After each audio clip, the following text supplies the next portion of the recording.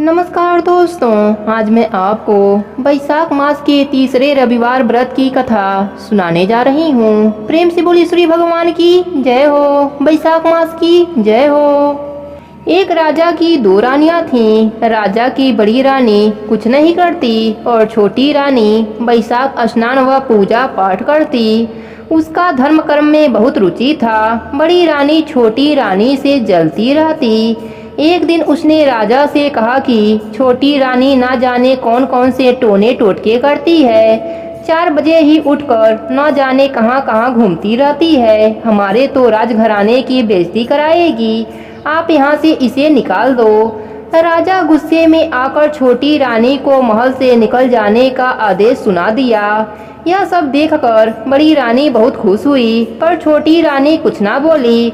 वहाँ से चुपचाप चली गईं। चलते चलते वह जंगल में पहुँच गईं। वहाँ पर एक छोटी सी झोपड़ी बनाकर उसी में रहने लगीं।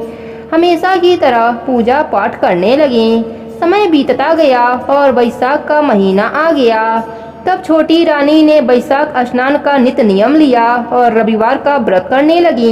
एक दिन राजा शिकार खेलने गए। जंगल में रास्ता भटकने के कारण इधर उधर भूख प्यास से बेहाल होकर वन में भटकने लगे। बहुत ज्यादा गर्मी पड़ रही थी। दूर दूर तक कहीं भी पानी नहीं मिला। उस दिन बैसाख मास का रविवार था।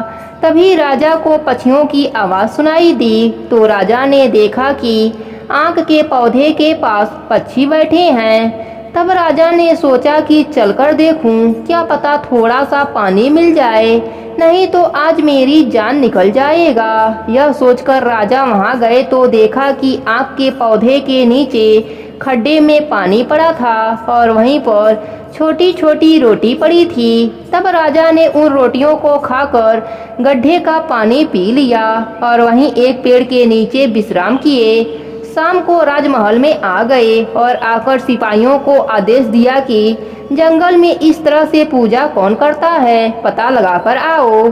सिपाही जंगल गए तो देखा एक झोपड़ी में एक औरत रहती है, वही यह सब कुछ करती है। तब सिपाहियों ने उसे राज दरबार में चलने को कहा तो उसने मना कर दिया।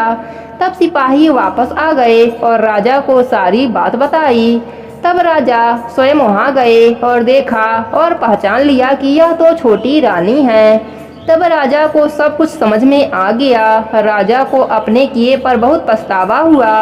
राजा ने छोटी रानी के आगे हाथ जोड़ दिए और कहा, मुझसे बहुत बड़ा अपराध हो गया, मुझे क्षमा कर दो। तुम्हारी रविवार के व्रत के कारण ही मेरी जान बच पाई है। तुम मेरे साथ राजमहल चलो। तब छोटी रानी ने मन ही मन श्री भगवान को धन्यवाद किया और राजा के साथ राजमहल में आ गईं। राजा ने बड़ी रानी को देश निकाला का आदेश दे दिया। इस तरह बैसाख रविवार के व्रत व आँख की पूजा से छोटी रानी ने अपना मान सम्मान व सुहाग वापस पा लिया। हे श्री भगवान, जैसे आपने रानी पर कृपा करी वैसे ही अपने सभी भक्तों पर अपनी कृपा बनाए रखना। प्रेम से बोलिए श्री भगवान की जय हो, बैसाख मास की जय हो। ब्राह्मणों ने पूछा, धर्मराज, धर्म और अधर्म के निर्णय में आप सबके लिए प्रमाण स्वरूप हैं, अतः बताइए मनुष्य किस कर्म से नरक में पड़ता है तथा किस कर्म के अनुष्ठान से वे स्वर्ग लोक को जाते हैं। कृपा करके इन सब बातों का वर्णन कीजिए।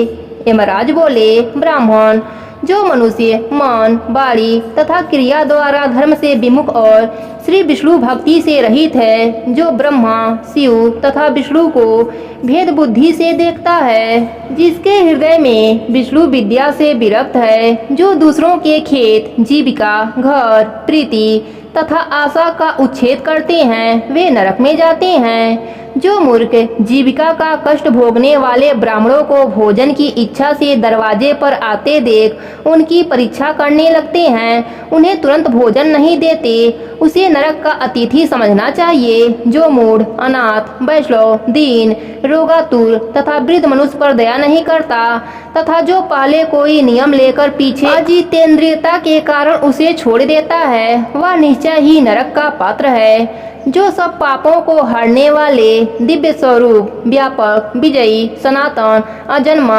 चतुर्भुज, अच्युत, विष्णु रूप, दिव्य पुरुष, श्री नारायण देव का पूजन, ध्यान और स्मरण करते हैं वे श्री हरि के परम धाम को प्राप्त होते हैं। यह सनातन श्रुति है। भगवान दामोदर के गुणों का कीर्तन ही मंगलमय है, वही धन का उपार्जन है तथा वही इस जीवन का फल है। अमित तेजस्वी देवाधिदेव श्री विष्णु के कीर्तन से सब पाप उसी प्रकार नष्ट हो जाते हैं जैसे दिन निकलने पर अंधकार।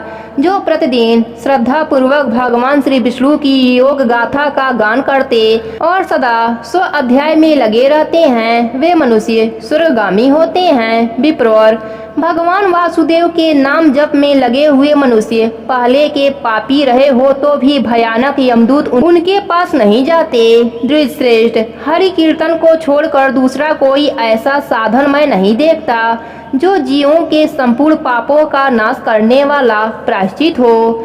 जो मांगने पर प्रसन्न होते हैं, देकर प्रिय वचन बोलते हैं तथा जिन्होंने दान के फल का परित्याग कर दिया है वे मनुष्य स्वर्ग में जाते हैं। जो दिन में सोना छोड़ देते हैं, सब कुछ सहन करते हैं, पर्व के अवसर पर लोगों को आश्रय देते हैं, अपने से द्वेष रखने वालों के प्रति भी कभी द्वेषवश अहितकारक वचन मुंह से नहीं निकालते अपितु सबके गुणों का ही बखान करते हैं वे मनुष्य स्वर्ग में जाते हैं। जो पराई स्त्रियों की ओर से उदासीन होते हैं और सत्व गुण में स्थिर होकर मन, वाणी अथवा क्रिया द्वारा कभी उनमें रमण नहीं करते वे मनुष्य स्वर्गगामी होते हैं। जिस किसी कुल में उत्पन्न होकर भी जो दयालु, यशस्वी, उपकारी और सदाचारी होते हैं वे मनुष्य स्वर्ग में जाते हैं। जो व्रत को क्रोध से, लक्ष्मी को डाह से, विद्या को मान और अपमान से, आत्मा को प्रसाद से,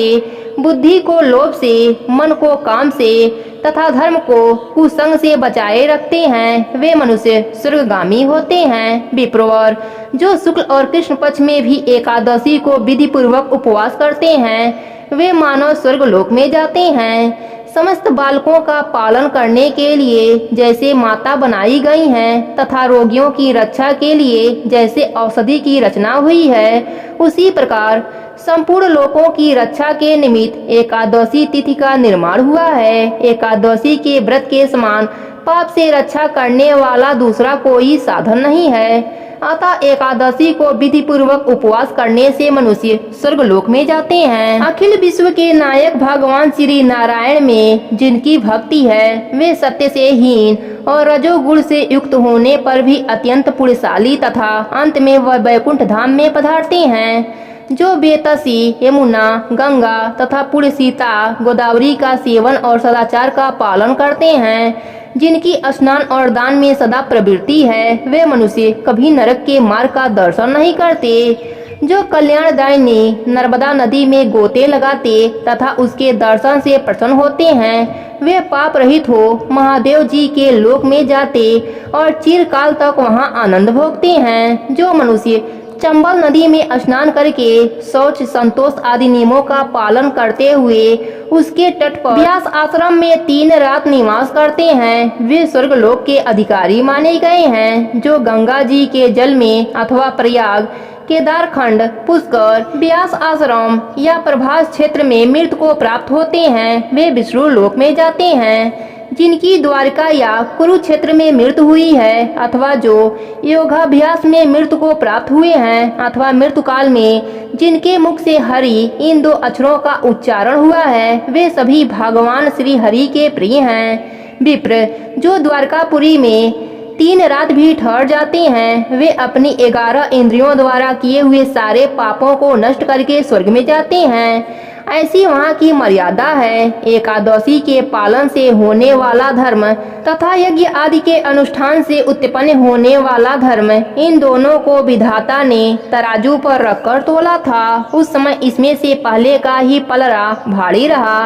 ब्राह्मण जो एकादशी का सेवन करते हैं तथा जो अच्युत अच्युत कहकर भगवान का कीर्तन करते हैं उन पर मेरा शासन नहीं चलता, मैं तो स्वयं ही उनसे बहुत डरता हूँ। जो मनुष्य प्रत्येक मास में 1 दिन अमावस्या को श्राद्ध के नियम का पालन करते हैं और ऐसा करने के कारण जिनके पितर सदा तृप्त रहते हैं वे धन्य हैं, वे स्वर्गगामी होते हैं। भोजन तैयार होने पर जो आदर पूर्वक उसे दूसरों को परोसते हैं और भोजन देते समय जिनके चेहरे के रंग में परिवर्तन नहीं होता, वे शिष्ट पुरुष स्वर्गलोक में जाते हैं। जो मत्स्यलोक के भीतर भगवान श्री नर नारायण के आवास संस्थान बद्रिकाश्रम में और नंदा सरस्वती के तट पर 3 रात निवास करते हैं, वे धन्यवाद के पात्र और भगवान विष्णु के प्रिय हैं। ब्राह्मण जो भगवान पुरुषोत्तम के समीप जगन्नाथपुरी में 6 मास तक निवास कर चुके हैं, वे अच्युत स्वरूप हैं और दर्शन मात्र से समस्त पापों को हर लेने वाले हैं। जो अनेक जन्मों में उपार्जित पुण्य के प्रभाव से काशीपुरी में जाकर मणिकर्णिका के जल में गोते लगाते और श्री विश्वनाथ जी के चरणों में मस्तक झुकाते हैं, वे भी इस लोक में आने पर मेरे बंदनी होते हैं। जो श्री हरि की पूजा करके पृथ्वी पर कुश और तिल बिछाकर चारों ओर तिल बिखरते और लोहा तथा दूध देने वाली गौ दान करके विधि पूर्वक मृत्यु को प्राप्त होते हैं, वे मनुष्य स्वर्ग में जाते हैं। जो पुत्रों को उत्पन्न करके उन्हें पिता पितामहों के पद पर बैठाकर ममता और अहंकार से रहित होकर मरते हैं, वे भी स्वर्ग लोक के अधिकारी होते हैं। जो चोरी डकैती से दूर रहकर सदा अपने ही धन से संतुष्ट रहते हैं अथवा अपने भाग्य पर ही निर्भर रहकर जीविका चलाते हैं, वे मनुष्य स्वर्गगामी होते हैं। जो स्वागत करते हुए शुद्ध पीड़ा रहित मधुर तथा पाप रहित वाणी का प्रयोग करते हैं, वे लोग स्वर्ग में जाते हैं। जो दान धर्म में प्रवृत्त तथा धर्म मार्ग के अनुयायी पुरुषों का उत्साह बढ़ाते हैं, वे चिरकाल तक स्वर्ग में आनंद भोगते हैं। जो शीतकाल में सूखी लकड़ी, गर्मी में शीतल जल तथा वर्षा में आश्रय प्रदान करता है, वह स्वर्ग लोक में सम्मानित होता है। श्री हरि के प्रियतम वैशाख मास के व्रत का यदि पालन किया जाए तो यह मेरु पर्वत के समान बड़े उग्र पापों को भी जलाकर भस्म कर डालता है। विप्रवर, तुम पर अनुग्रह होने के कारण मैंने यह प्रसंग संक्षेप में तुम्हें बता दिया है। जो मेरे कहे हुए इस इतिहास को भक्ति पूर्वक सुनेगा, वह भी सब पापों से मुक्त हो जाएगा तथा उसे मेरे लोक यमलोक में नहीं आना पड़ेगा। वैशाख मास के व्रत का विधि पूर्वक पालन करने से अनेकों बार के किए हुए ब्रह्म हत्या आदि पाप भी नष्ट हो जाते हैं। यह निश्चित बात है, वह पुरुष अपने 30 पीढ़ी पहले के पूर्वजों और 30 पीढ़ी बाद की संतानों को भी ताड़ देता है, क्योंकि अनायास ही नाना प्रकार के कर्म करने वाले भगवान श्री हरि को वैशाख मास बहुत ही प्रिय है, अतएव वह सब मासों में श्रेष्ठ है। प्रेम से बोली धर्मराज जी की जय हो, वैशाख मास की जय हो, विष्णु भगवान की जय हो।